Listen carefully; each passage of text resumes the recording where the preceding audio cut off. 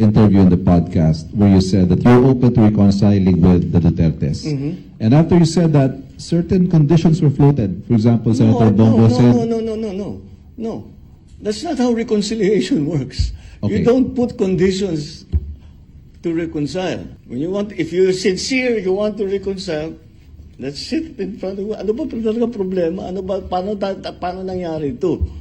Tanggalin natin ang problema.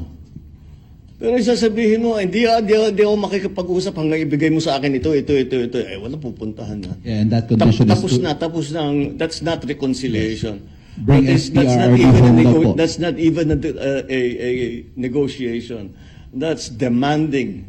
Those are setting conditions. That,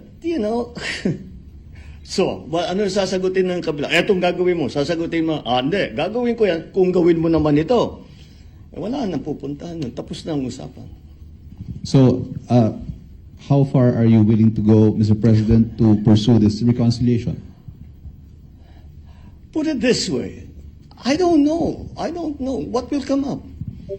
What's needed? Kaya ko bang gawin? Hindi ko kayang gawin. Hindi naman ganun. You cannot prejudge at the... I'm going to talk to them only this much. Hindi. Kailangan sinasabi ko nga, bukas ka eh. Kahit anong sabihin mo, pakikinggan ko.